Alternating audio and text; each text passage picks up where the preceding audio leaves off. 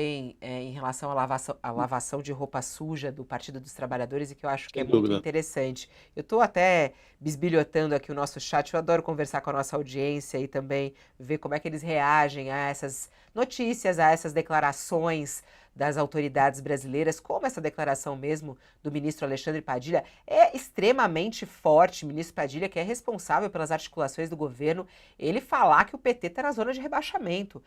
Foi uma declaração muito forte. A resposta da presidente do PT nas redes sociais foi igualmente forte, no qual ela pede e encara a Padilha, manda ele trabalhar, né? Porque foi isso. Ela nas redes sociais, tipo, vai trabalhar, vai fazer o teu trabalho, né? Aqui do PT, tipo, cuido eu. É um pouco do que diz Gleisi Hoffmann em relação a Alexandre Padilha nessas declarações. A nossa audiência aqui vai repercutindo tudo e diz o seguinte, o Michael diz, chora Partido dos Trabalhadores. O Guilherme Amaral fala, o Padilha, quer saber? Não falou nada demais. A lavação de roupa suja é totalmente desnecessária. A Gleisi é muito fraca, diz aqui o Guilherme Amaral. Tem outros dizendo, o Marciano fala, ai gente, o PT na Série B, ha ha ha ha ha ha ha ha. Falando aqui sobre essa repercussão do PT, a autocrítica, e aí aqui o Gomes fala, pobre da direita, reclamando que não tem osso disponível. Zona de rebaixamento é quase indo para a extinção. Alguns falando também aqui a opinião. Vai lá e também traz a sua opinião. 12h34. A gente retoma o assunto do Partido dos Trabalhadores, essa declaração forte aí de Alexandre de Padilha e também das decisões de hoje. Quem está conosco a partir de agora é o deputado federal Zeca Dirceu, que já está ao vivo aqui conosco para falar sobre PT, para falar sobre o seu pai. Ele está sorridente? Vamos ver, eu acredito que sim. Olá, deputado. Boa tarde ao senhor. Seja bem-vindo aqui ao nosso programa. Tá desligado o seu som. Liga pra gente, por favor. Muito feliz, viu, Fabiola? Com certeza. Cumprimentar você, cumprimentar o Josias, cumprimentar quem está nos assistindo. Bom, até mais cedo a gente colocou já a sua declaração aqui no ar, que o senhor colocou nas redes sociais, celebrando essa vitória do seu pai no Supremo Tribunal Federal, né? O Supremo Tribunal Federal, o ministro Gilmar Mendes, né, numa decisão monocrática, ele suspendeu, né, anulou, na verdade, as condenações do seu pai. Como é que o senhor e o seu pai enxergam essa decisão de Gilmar Mendes? Primeiro lembrar, Fabiola, que são quase 20 anos, começou em 2005, são quase 20 anos de muito sofrimento, de muita dificuldade, obstáculos. Meu pai não teve vida fácil e é claro que nesse período todo de punições injustas, exageradas, de perseguição, de sofrimento, a gente sofre junto, né? Quem é do partido, quem é aliado, quem é companheiro de luta política e a família, né? Eu, minhas irmãs, a nossa família sempre sofremos muito, né, com toda essa situação. Que bom que houve essa justa, finalmente uma justa decisão anulando, né, todos os atos praticados por um juiz ladrão, um juiz que foi sempre parcial, que tomou lado e que as provas hoje deixam muito evidente que ele tinha um objetivo político. Tanto é que foi ministro do ex-presidente Bolsonaro, depois virou senador pelo Paraná, e flertando em ser candidato a presidente da República. Os atos, de fato, da Lava Jato, do juiz Sérgio Moro e dos procuradores, eles foram recheados, né, de ilegalidades. Então, a lei determina, não cabe outra decisão que não seja anular todos os atos que foram praticados e que foram revelados, inclusive, pela Vaza Jato, por aquele hacker, né? O nível das conversas que acontecia ali deixa evidente do que se tratou e do quanto foi ilegal os atos praticados, agora corretamente anulados pelo ministro Gilmar Mendes. Olha, deputado, não a anulação, e nós discutimos aqui o fato mais cedo e analisarmos que ouvimos também o doutor Miguel Reale Júnior, e as perversões praticadas na Lava Jato, pelo Sérgio Moro, pelos procuradores, elas não invalidam as provas que foram reunidas durante a apuração, né? E aqui, na decisão do ministro Gilmar Mendes, ele não entra no mérito das provas reunidas contra o vosso pai, o José Dirceu. ele anula e avalia, dando razão à defesa, à tese da defesa, que lá atrás já havia a intenção de perseguir o Lula e que, portanto, o José Dirceu estava sendo utilizado como um degrau para chegar ao Lula. E não houve, como disse, análise do mérito. Não acha que, depois de tantos anos, e o senhor realça o sofrimento, é compreensível que a família tenha sofrido junto com o Zé Dirceu, não acha que, depois de tantos anos, o mais adequado seria uma sentença absolutória e não uma anulação escorada em argumentos que são discutíveis? Eu acho que a decisão do ministro Gilmar Mendes, como eu falei, ela cumpre aquilo que determina, aquilo que impõe, aquilo que obriga a lei. Se os atos praticados foram ilegais, se os atos praticados foram tendenciosos, se o juiz não foi parcial, se o juiz, aliás, foi parcial, se o juiz não foi imparcial, se o juiz combinava com quem fazia a acusação, que tipo de acusação deveria ser feita, para daí ele achar uma forma de condenar, não cabe outro ato. Aí não é questão da gente gostar ou não gostar, né, da gente querer ou não querer. Eu fico me colocando na posição de um juiz, como o caso do ministro Gilmar Mendes. Ele tem que cumprir o que determina a lei. E já havia sido feita, né, a anulação pelas mesmas razões, pelos mesmos motivos, não só das condenações, de todos os atos praticados pela Lava Jato em relação ao presidente Lula e em relação a outros. É claro que não cabe a mim aqui, ainda mais como filho, mas eu compreendo, é claro, respeito muito a sua pergunta, né, ficar fazendo juízo de valor aqui do meu pai. Eu amo meu pai, além de um político notável, além de ter sido alguém que lutou contra a ditadura, foi líder do movimento estudantil, da UNE, alguém que trabalhou pela anistia, pela volta da democracia no país, pela construção do PT, pela eleição do presidente Lula. Ele é meu pai e é um ser humano fabuloso comigo, com as minhas irmãs, com a nossa família. Então, eu compreendo a sua pergunta, viu, Josias, mas como filho, obviamente, né, não cabe a mim fazer um juízo assim, do meu pai. Agora, eu não tenho dúvida nenhuma quanto aos métodos da Lava Jato e quanto foi acertada essa decisão agora, do ministro Gilmar Mendes. Agora, deputado, falando agora não sobre os métodos da Lava Jato, falando sobre os casos de corrupção, né? Eu tive a oportunidade de conversar com seu pai há mais ou menos uns 5 meses, num evento que eu estava, eu o entrevistei a respeito disso. E ele falava muito, até dessa expectativa dele, muito positiva para essa anulação. Ele praticamente tinha certeza de que isso aconteceria, né? Ele falou que tinha muita esperança que isso pudesse acontecer. No entanto, ele foi muito claro na conversa comigo ao dizer que realmente os casos de corrupção aconteceram no nosso país. E ele achava que isso deveria ser investigado e que os responsáveis seriam punidos. Em relação à corrupção em si, os casos de corrupção, o senhor, até como um político brasileiro, e até a gente recebendo aqui as mensagens da nossa audiência neste momento, como é que fica a resposta a tudo isso? Houve erros no julgamento. No entanto, os casos de corrupção ficam assim? Quer dizer, a gente acaba em impunidade? Qual é a sua expectativa como político e como brasileiro para o esclarecimento de algo tão grave que aconteceu no nosso país?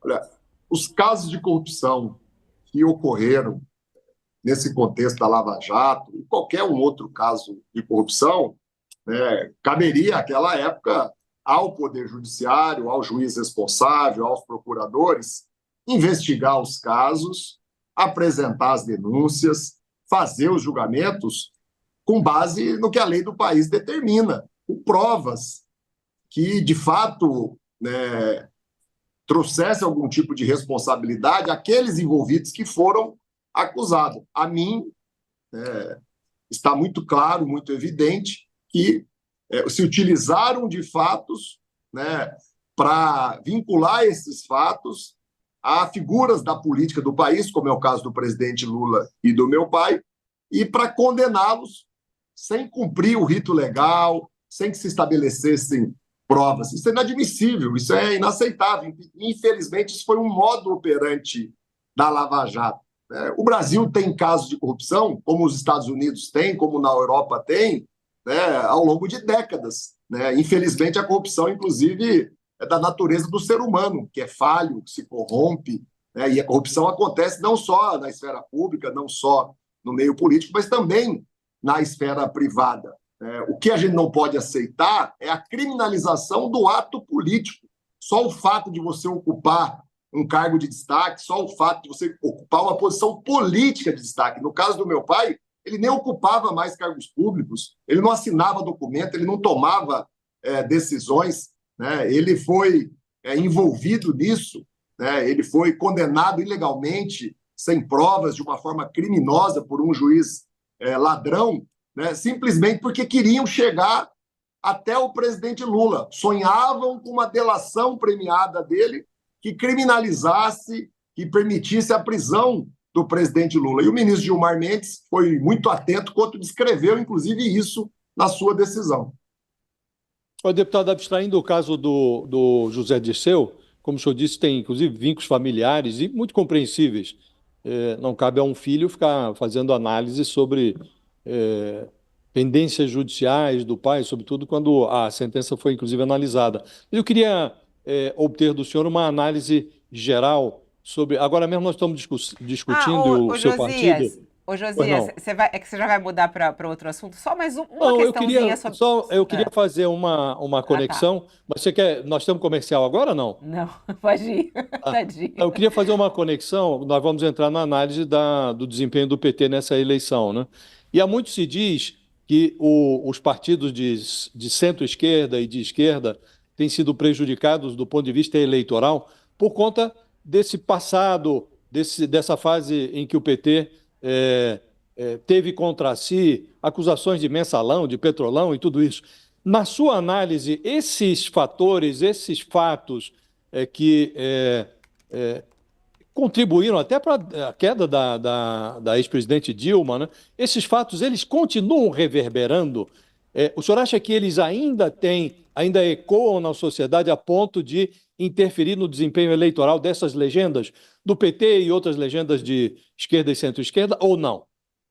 Sim, continuam reverberando, muito menos do que num passado recente, né? Não foi só meu pai que foi sangrado durante 20 anos em praça pública, muitas vezes sem poder nem sequer se defender. O Partido dos Trabalhadores, muitas das nossas outras lideranças importantes, deputados, senadores, governadores, prefeitos, foram vítimas do mesmo método, da criminalização sem provas, linkada com fatos que de fato acontecem no dia a dia da esfera pública, da esfera privada, no Brasil, nos Estados Unidos e na Europa. Não existe funcionamento, né, do dia a dia da vida sem que em um caso ou outro, né, de erro ou de corrupção aconteça. O que se precisa fazer, e foi muito feito, isso não aparece, né, nos governos, principalmente no 1 e 2 do presidente Lula, é combater esses fatos, é criar mecanismos. Quem é que criou a CGU? Quem é que fortaleceu, estruturou a CGU, inclusive também a Polícia Federal, dando liberdade a ela para que ela pudesse investigar e localizar os fatos de corrupção? Foi o governo do presidente Lula, coordenado pelo presidente Lula, inclusive coordenado nos 30 primeiros meses pelo meu pai, José Dirceu, quando ele ocupava a chefia da Casa Civil. O PT precisa, inclusive, enfrentar mais essa questão, mostrar o quanto de governos que existem hoje do PT, eu conheço os do Paraná, eu posso falar por eles, nós temos cidades do Paraná que nós já estamos governando pela 5ª vez. Não há um ato de corrupção, não há uma condenação, não há ninguém com a ficha suja. Eu fui prefeito 2 vezes de Cruzeiro do Oeste, que é a minha cidade do interior do Paraná. Tive todas as minhas contas aprovadas pelo Tribunal de Contas do Estado, pelo Tribunal de Contas da União, pela Câmara de Vereadores, pelos promotores que lá atuavam naquela época. Eu tenho vida pública há mais de 20 anos, 24 anos, desde 2000. Nunca fui condenado, não respondo a processos por corrupção. Então, o PT e os petistas, e eu digo muito isso lá na minha base no Paraná, não podem aceitar. Eu estou hoje mesmo, inclusive, eu acabei de descobrir um candidato a vereador numa cidade vizinha, Curitiba, Pinhais, espalhando uma fake news para prejudicar, à época, uma candidata minha, no mês passado, que era candidata a vereador, e tirou uma foto comigo, e ele coloca lá que eu sou condenado por corrupção, por lavagem de dinheiro. Eu nem respondo a processo por corrupção. Então, a gente precisa enfrentar com serenidade. Agora, é claro, isso não pode ser a nossa prioridade, Nossa prioridade é governar o país, é gerar emprego, é fazer a economia crescer, é reduzir os juros, reduzir o custo de vidas, pensar soluções para esse novo mundo do trabalho que está surgindo, debater temas que surgiram muito forte na campanha, como é a tarifa zero do transporte público, resolver a questão das especialidades médicas, da espera interminável por cirurgias, por consultas, por exames especializados. Né? A prioridade do PT e do governo tem que ser outra, mas paralelo a isso, e eu fiz isso a minha vida toda, né, porque eu sempre ocupei funções públicas desde 2000, né, a gente tem que ir tentando se defender, tentando mostrar a verdade. Mas eu não acho, viu, José, que tem mais o efeito que tinha Mas o antes, senhor até que acha... o PT está recuperando. Mas o PT está na zona de rebaixamento ou não?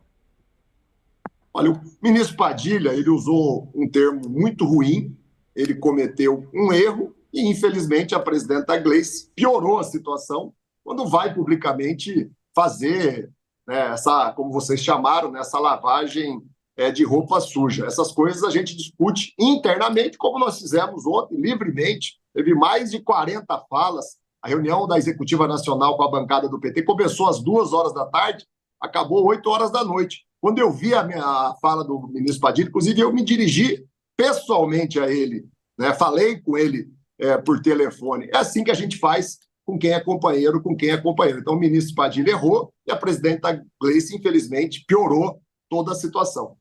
Realmente fica uma impressão de que há uma briga interna, né? Mas se formos analisar, deputado, houve um encontro eleitoral em dezembro do ano passado, o Lula disse mais ou menos essas coisas que o Padilha disse ontem, né? Ele falou, olha, nós não estamos falando mais com um pedaço da sociedade, hoje, disse o Lula, nesse encontro de dezembro, um metalúrgico que ganha R$ 8.000 ali no ABC já não quer mais votar no PT, nós não estamos conseguindo falar com o pedaço religioso da sociedade, os evangélicos. Por que o partido tem essa dificuldade? Agora, em São Paulo, o Boulos teve que soltar uma carta ao povo de São Paulo, e o Boulos está no PSOL, tinha o apoio do PT, mas ele também teve a mesma dificuldade em São Paulo, porque parte da periferia, inclusive gente que votou no Lula, estava votando no adversário. Né? Por que essa dificuldade? O ministro Padilha ele não traduziu o que está de fato acontecendo? O PT não precisa rediscutir o seu papel e essa sua conexão com a sociedade? Eu posso garantir, Josias, a vocês e a quem está nos assistindo, é que o PT está mais unido do que nunca. Ninguém tenha dúvida disso. A reunião que houve ontem, ela foi uma reunião onde se fez uma análise muito pé no chão e muito uniforme. A média das falas é que o PT melhorou o seu resultado, isso é evidente, é matemático, é numérico, mas não é só isso. O ambiente para cada um dos nossos candidatos e candidatas fazer campanha, a maneira como o processo eleitoral se desenvolveu, também é infinitamente melhor do que foi há 2 anos, do que foi há 4 anos atrás. Então, a gente melhorou o resultado, ampliamos o número de vereadores, o número de prefeituras, ganhamos uma capital das mais importantes, que é Fortaleza. Eu acho que das que estavam em disputa, como Brasília não tem eleição, né? Eu acho que é São Paulo, Rio de Janeiro, e depois é Fortaleza, a terceira maior capital, a terceira maior cidade do nosso país. Agora, é claro que o resultado ainda está aquém do tamanho que o PT tem, porque nós temos um fundo eleitoral que só o PL tem maior. Então, o PT precisa, sim, fazer a sua autocrítica da maneira, por exemplo, como utilizou o fundo eleitoral. Não foi uma utilização eficiente. Talvez foi justa, talvez foi democrática, mas quando você pulveriza recursos como o PT tem feito a todas as eleições, você dificulta muito que os candidatos que sabem fazer voto, que têm potencial de voto, tenham o apoio necessário para poder ter um resultado adequado. O senhor fala do uso do dinheiro errado. O senhor, por exemplo, acha que gastar tanto dinheiro com Boulos foi um erro? Porque ontem outro parlamentar do PT, o Quaquá, disse que Boulos era a crônica da morte anunciada, de que foi um erro do PT investir em Boulos em São Paulo. O senhor concorda com essa análise dele? Foi um investimento errado no Boulos em São Paulo? O Quaquá é meu irmão e o Boulos também. Investimento errado é colocar dinheiro na mão de quem não sabe fazer voto, de quem não tem liderança, de quem não tem vivência com as comunidades, com os municípios, com cada uma das regiões, com quem não tem vivência com a vida pública, com quem não tem vivência com os temas da área social, da saúde, da educação. O problema é outro. O problema, o Boulos fez voto, fez 40% de votos. Nós elegemos uma bancada de vereadores expressiva em São Paulo, do PT e também do PSOL. Né? O problema é pôr dinheiro na mão de quem não sabe fazer voto. E no PT, isso tem sido a cada 2 anos, infelizmente, uma prática recorrente. Nós vamos agora, durante o PED, o processo de eleição direta, com certeza discutir isso. A bancada está muito incomodada com esse assunto, e esse não é um assunto de governo, esse é um assunto do partido. Né? Nos outros partidos, o método é diferente e dá certo. Como é que os outros partidos conseguem, né, fazer do fundo eleitoral... Então não foi o erro. Priorização de... Boulos não foi um erro, então, na sua análise, não foi um erro. Olha, isso é uma análise que o pessoal de São Paulo tem que fazer, sabe? Eu vou respeitar muito a opinião deles. Eu não estava lá, não acompanhei, não conheço, né, os detalhes das razões que levaram à candidatura. Eu posso falar de Curitiba. Curitiba foi um erro. O PT não tem uma candidatura própria. E não precisava ter sido eu o candidato do PT. Certo. Nós poderíamos ter apresentado uma outra liderança não conhecida em Curitiba para que ela se tornasse conhecida. Nós poderíamos ter apresentado uma liderança do PT em Curitiba que defendesse o presidente Lula, o governo, mostrasse os nossos acertos, inclusive para beneficiar Curitiba, para beneficiar o Paraná, do primeiro dia até o último dia da eleição. E a gente não fez isso. Uhum. Ô, deputado, só uma última questão muito rápida que a gente já tem que encerrar, sobre o futuro do seu pai, né? Ele já tinha me dito que ele tem a pretensão de se candidatar nas próximas eleições como deputado federal. Isso se confirma com essa decisão do Gilmar Mendes? E mais, há alguma possibilidade de ele participar do governo Lula diante dessa decisão de Gilmar Mendes? Eu torço muito para que ele cada vez mais, né, volte com a maior efetividade possível à vida pública, à vida partidária e também às disputas eleitorais. Uma decisão que, é claro, cabe a ele. Ele já disse que tem vontade, que acha justo, mas que ele vai tomar essa decisão de verdade mesmo apenas depois do processo de eleição direta do PT, né, que vai renovar as suas direções municipais, as suas direções estaduais e também a nacional, no máximo aí até abril, maio, né, do ano que vem. Né? E ele vai participar ativamente, acho que essa é a principal decisão, desse processo, né, de renovação da direção do nosso partido, o que é muito bem-vindo, porque o PT, de fato, precisa se renovar, se reinventar, né, e ter calma, serenidade, humildade para fazer o debate, para ouvir as críticas e para reconhecer os erros. Teve erros, sim, do partido. Agora, teve erro muito grande do governo, que governa e não prestigia o seu partido, não ajuda o seu partido. Obrigada, deputado José Cadirceu. Até uma próxima oportunidade. Tá aí. Josias, vamos lá. Queria sua análise a respeito, inclusive, dessa lavação de roupa do PT, essa fala aí que Zeca trouxe, né, que o pai dele vai voltar à vida partidária num processo de renovação do Partido dos Trabalhadores. Me chamou a atenção isso. O partido precisa se renovar, né? Não sei que contribuição o Zé Disseu poderá dar, mas que o PT precisa se renovar, não tem nenhuma dúvida. Você vê, mal fecharam as urnas municipais e a presidente do PT, a Gleisi Hoffmann, e o ministro petista, Alexandre Padilha, lavaram roupa suja fora do tanque do partidário, né? E eles soaram como se fossem dois adversários de facções antagônicas e são apenas dois correligionários à procura de explicações para o mau desempenho do PT. E o PT se recuperou, teve mais prefeituras, conquistou mais prefeituras do que tinha, mas é um desempenho, está na 9ª colocação no ranking dos partidos, é um desempenho, pode ser considerado pífio para um partido que está ocupando a presidência da República, né? E a Gleisi e o Padilha, eles soaram como se suspeitassem que um está puxando o tapete do outro. Então, o Padilha, claramente, nas declarações dele, ele tenta isentar o Lula e o governo de responsabilidade por essa permanência do PT na zona de rebaixamento, como ele disse.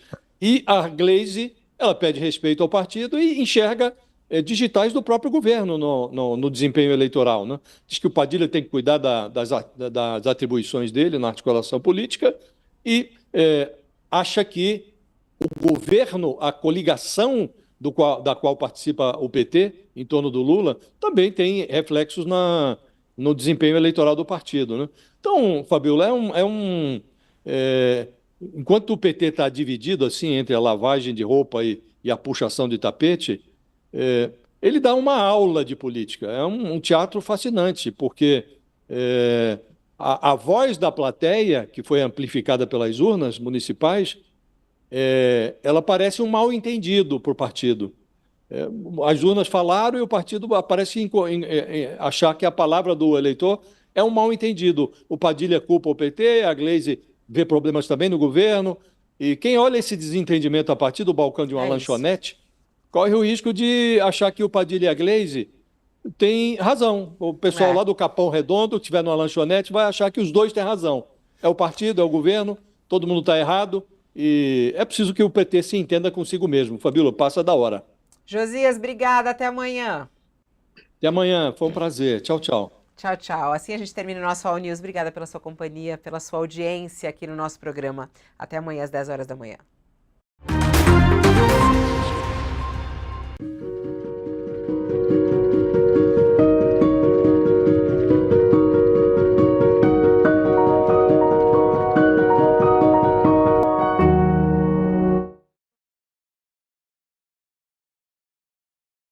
A informação que estava a um clique de distância está ainda mais próxima de você. Todo o conteúdo jornalístico, esportivo e de entretenimento para te ajudar a formar opinião. Para fazer um raio-x dos campeonatos. Para analisar o que você não viu nos jogos. Para montar o melhor esquema tático para o